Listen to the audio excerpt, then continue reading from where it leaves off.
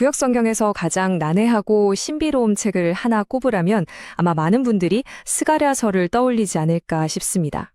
오늘 이 복잡하고 기이한 환상들 속에 숨겨진 진짜 메시지, 바로 그 희망에 대한 이야기를 함께 파헤쳐 보겠습니다. 스가랴서를 딱 펴보면요. 정말이지 꿈속에 들어온 것 같은 느낌이 들어요. 뭐랄까 되게 이상하고 초현실적인 이미지들이 막 쏟아져 나오거든요. 당연히 처음 읽는 사람은 이게 도대체 무슨 소리지? 하고 혼란스러울 수밖에 없죠. 상상해보세요. 갑자기 하늘을 나는 두루마리가 나타나고 또 바구니 안에 웬 여인이 담겨 있기도 하고요. 이런 이미지들이 논리적으로 딱딱 맞아 떨어지는 게 아니라 정말 우리의 상상력을 마구 자극합니다. 그러나 보니까 도대체 스가랴 예언자가 뭘 말하고 싶었던 걸까 하는 궁금증이 계속 생길 수밖에 없었어요. 그런데 그 해답을 찾을 수 있는 중요한 실마리가 어디 있냐면요. 바로 그 시대, 그 역사적 배경 안에 숨어 있습니다. 자, 그럼 이 이상한 꿈 같은 환상들은 대체 누구 들으려고 한 이야기였을까요? 맞습니다. 바로 이 메시지를 들었던 사람들, 그 청중을 이해하는 것, 그게 스가랴서를 푸는 첫 번째 열쇠가 되는 거죠. 스가랴의 메시지는 그냥 허공에 뜬 이야기가 아니에요. 정말 희망이라고는 찾아볼 수 없었던 아주 구체적이고 암울했던 한 시대를 배경으로 하고 있거든요. 여기 타임라인을 한번 보실까요?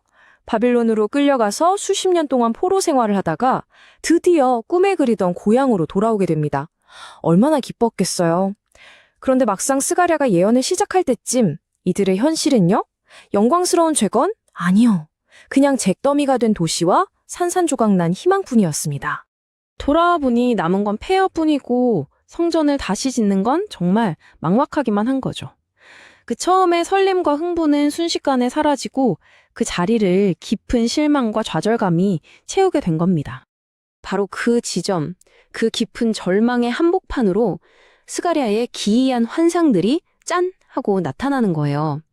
하니까 이 환상들은 사람들을 더 헷갈리게 하려는 게 아니라 바로 그 절망에 대한 하나님의 직접적인 대답이었던 셈이죠. 스가랴서는 구조가 참 흥미로운데요. 크게 두 부분으로 나눌 수 있어요. 먼저 1장에서 8장까지는 지금 당장의 문제, 그러니까 성전 재건을 격려하는데 집중하고요.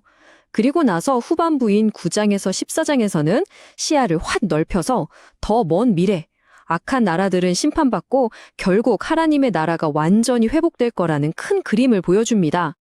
그러니까 현재의 문제 해결과 미래의 완전한 회복, 이 두 가지 비전을 하나로 꿰뚫는 강력한 약속이 바로 스가랴 메시지의 심장이라고 할 수 있습니다. 그게 뭘까요? 네, 바로 미래에 오실 왕에 대한 약속입니다. 절망에 빠져있던 사람들에게 이 책이 던져주는 희망의 결정체가 바로 메시아에 대한 약속이었어요.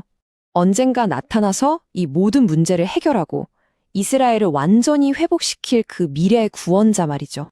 이 메시아에 대한 희망은 그냥 막연한 게 아니에요. 몇 가지 구체적인 주제를 통해서 점점 더 선명해지는데요.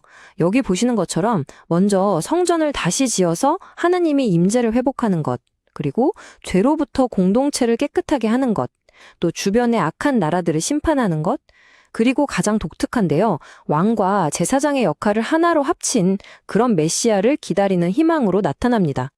스가랴가 보여주는 비전에서 정말 혁신적인 부분이 바로 이거예요. 왕이면서 동시에 제사장인 지도자. 그전까지는 정치적 리더인 왕과 영적인 중재자인 제사장 역할이 철저히 분리되어 있었거든요. 그런데 이 두 가지가 한 사람 안에서 합쳐진다? 이건 뭐 정치적으로나 영적으로나 완전한 회복이 이루어진다는 걸 상징하는 정말 강력한 이미지였던 거죠. 자, 그럼 이제 이런 질문을 던져볼 시간입니다.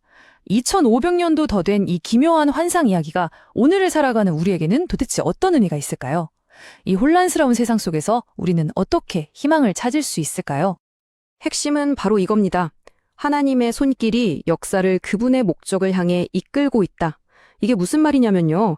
우리 눈에는 지금 당장 세상이 너무 혼란스럽고 뒤죽박죽이고 무질서해 보이잖아요.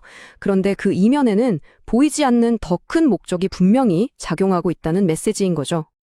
결국 스가랴가 우리에게 하고 싶은 말은 이거예요. 지금 눈앞의 혼돈만 보지 말고 그 너머를 봐라.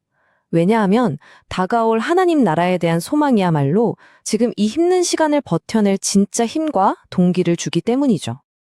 스가랴는 약속된 미래를 내다보면서 그가 살던 시대의 혼돈 속에서도 희망을 찾아냈습니다. 그렇다면 여러분은 어떠신가요?